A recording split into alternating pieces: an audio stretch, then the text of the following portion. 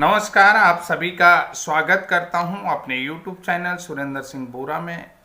बहुत सारे साथियों का क्वेश्चन था कि सर बीएड ब्रिज कोर्स में क्या अपडेट है। बीएड ब्रिज कोर्स की बात करिए या उत्तराखंड की बात करिए। देखिए, उत्तराखंड की बात अगर हम कहें तो उत्तराखंड प्राथमिक शिक्षक भर्ती में जो लगभग 800 पद थे उसका अभी लिखित तो कोई आदेश आया नहीं है। जहां तक है कि आगे के जो 800 पद हैं उनको निरस्त करने की संभावनाएं देखी जा रही हैं, क्योंकि डिपार्टमेंट ऑफ एजुकेशन उत्तराखंड कह रहा है कि हमारे पास अभी कैंडिडेट नहीं है। वैसे डीएलएड का फ्रेश बैच आ चुका है, इसलिए जो है कि भर्ती तो वैसे पूर्व की है, भर्ती को निरस्त हो भी सकती है, नहीं भी हो सकती। संभावना यही लग रही है कि निरस्त हो जाएगा। इस तरीके का कुछ संभावनाएं जताई जा रही हैं। अभी मैं इसको कंफर्म नहीं कर रहा हूं, लेकिन जहां तक संभावनाएं लग रही हैं ऐसा, क्योंकि डिपार्टमेंट ऑफ एजुकेशन जो कह रहा है कि हमारे पास कैंडिडेट नहीं है, बीएड को आपने ऑलरेडी बाहर कर दिया है, तो ऐसे में जो है कि हम कैंडिडेट कहाँ से लाएं। फिर दूसरी बात है कि इतनी जल्दी निरस्त हम भी नहीं होने देंगे, क्योंकि हमारी भी जो क्वालिफिकेशन है वो जो है कि आरटीई एक्ट 23 और उपधारा 1 के तहत है। यानी कि हम जो है कि आरटीई एक्ट की धारा 23(2) का जो रिलैक्सेशन है वो हम पर लागू नहीं होता है, और ऑलरेडी जो है कि हमारा केस कोड में है। तो इसलिए भी जो है कि संभावनाएं ये बनती हैं कि आप लोग प्रबल दावेदार हो तो भर्ती को निरस्त होने से बचाने का प्रयास हम जरूर करेंगे। और दूसरी बात है, जो बीएड वालों का भी अभी मेरे ख्याल से केस जो है जयवीर सिंह वाला अभी फिर दोबारा सुप्रीम कोर्ट में चला गया है।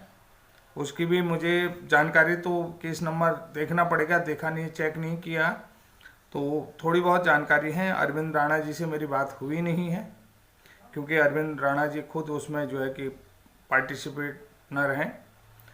तो अब रही बात कि मैं आज आपको उत्तराखंड को छोड़ करके कुछ और प्रदेशों का भी अपडेट बता रहा हूँ कि ब्रिज कोर्स को लेकर के क्या हो रहा है। बहुत सारे साथी जो हैं कि देखिए, पूरे देश में ब्रिज कोर्स को लेकर के मैंने लीड किया, मैं सुरेंद्र सिंह बोरा, और हमारा जो डायरेक्शन है लीड मैं कर रहा हूं, और हमारा डायरेक्शन है, हमारे जो साथी हैं सुरेंद्र राणा, सोनू राणा जी हैं, चमोली गढ़वाल से हैं, नीति माणा वैली से हैं।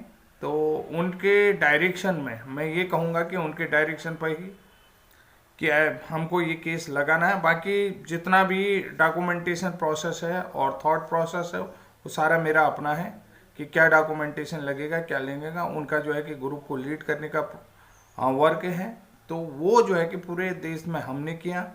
अब हमारे साथ बंगाल ब्रिज कोर्स के साथी भी जुड़ चुके हैं। ये बहुत बड़ी उपलब्धि ब्रिज कोर्स। देखिए, ब्रिज कोर्स का डेवलपमेंट दिनों दिन होते जा रहा है, यानी कि हम ये कहेंगे कि ब्रिज कोर्स जो है कि अपग्रेड होते जा रहा है। यानी कि यहाँ पर जो जैसे वर्जन अपग्रेड होते हैं ना, ब्रिज कोर्स भी अपडेट होते जा रहा है। जहाँ एक तरफ सुप्रीम कोर्ट में बीएड को डिनाई किया जा रहा है, वहीं बीएड ब्रिज कोर्स जो है कि अपग्रेड होते जा रहा है, डेवलप होते जा रहा है।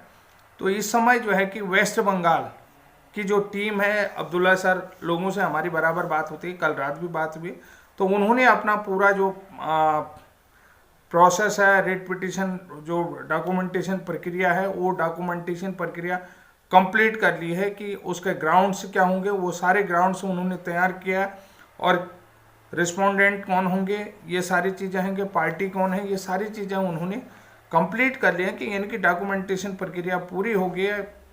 1-2 दिन में केस फाइल होने वाला है। और दूसरी बात है कि यहाँ पर कुछ महत्वपूर्ण जानकारी मैं आपको देना चाह रहा हूँ, कि कुछ महत्वपूर्ण जानकारी का मतलब ये है कि जो ब्रिज कोर्स को लेकर के ना तो सुप्रीम कोर्ट ने कोई डिक्लेरेशन किया है, और ना ही जो है कि स्टेट एजुकेशन बोर्ड की तरफ से कोई डिक्लेरेशन है, डिपार्टमेंट ऑफ एलिमेंट्री एजुकेशन की तरफ से भी कोई डिक्लेरेशन नहीं है।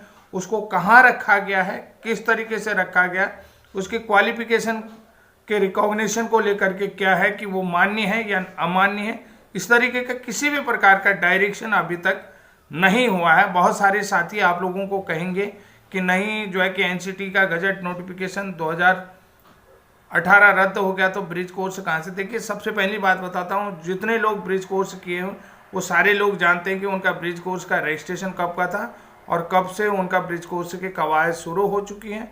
और जो एनसीटी रेगुलेशन 2014 है और एनसीटी की जो पावर रूल 29 है, क्लॉज 12 है, उन सब का यूज करते हुए और आरटी एक्ट में संशोधन, जो एनसीटी की रेगुलेशन की बात करते हैं तो एनसीटी का जो रेगुलेशन 2014 है वो आरटी एक्ट में जो संशोधन आया हुआ कि पहला और अंतिम संशोधन जो आया है कि जो 1 अप्रैल 2015 से उसकी कॉपी के आधार पर वो सारी चीज़ें मेंशन हो जाएंगी, तो आपको चिंता करने की ज़रूरत तो है नहीं। तो ये बहुत अच्छी बात है, आप लोग समझ रहे हैं। तो साथियों, सबसे बड़ी बात है कि जैसे जो publication department government of India, इसको भी मैंने बोला है कि पार्टी बनाया जाए कि क्यों गजट प्रकाशित नहीं हुआ है, कि वहाँ पर जो है कि जो पब्लिकेशन डिपार्टमेंट जो गवर्नमेंट ऑफ इंडिया है उसको भी पार्टी बनाने के लिए बना। एनआईओएस को जो है कि हम ऑलरेडी पार्टी बनाएंगे और इसके बाद जो है कि एनआईओएस डीएलएड, एनआईओएस जो है कि एनआईओएस चेयरमैन ईयर 2017 to 19 यानी कि सीबी शर्मा को भी हमने पर्सनली पार्टी बना दिया है, क्योंकि उनका जिस तरीके से बयान आया है, सीबी शर्मा जी को भी व्यक्तिगत तौर पर पार्टी बना दिया। एनआईओएस बोर्ड को तो बनाया। एनआईओएस बोर्ड के अलावा जो है कि तत्कालीन चेयरमैन सीबी शर्मा जी को, जो तत्कालीन चेयरमैन थे 2017 से 19 के जो चेयरमैन है सीबी शर्मा को भी पार्टी बना दी है, वो पर्सनल पार्टी बना दिया है कि ये सारी चीज़ें।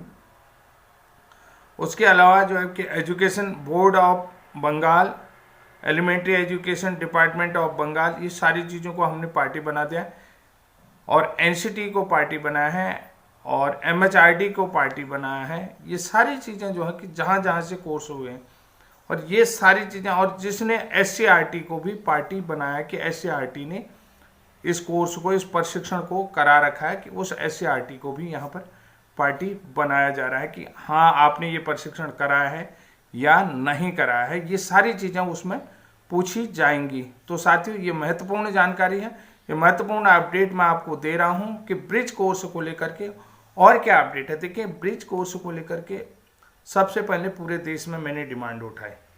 ब्रिज कोर्स उत्तराखंड से शुरू हुआ, राजस्थान गया, राजस्थान से हिमाचल प्रदेश गया है, हिमाचल प्रदेश से पंजाब भी गया। अभी पंजाब वालों ने जो है कि केस फाइल नहीं किया है, उत्तर प्रदेश वालों ने भी केस फाइल नहीं किया है, अब वेस्ट बंगाल चला गया। धीरे धीरे उत्तर प्रदेश में भी होगा और पंजाब वाले साथी हमारे पास साथ, देखिए मध्य प्रदेश और पंजाब के साथी हमारे साथ सुप्रीम कोर्ट में हैं, सुप्रीम कोर्ट की टीम में है कि अगर हम यहाँ जाएंगे तो ये चीज़ें। और राजस्थान, हिमाचल प्रदेश, उत्तराखंड, बंगाल में ये केस लगभग फाइल हो चुका है और यहाँ पर जो है कि इनकी हियरिंग लगातार चल रही है।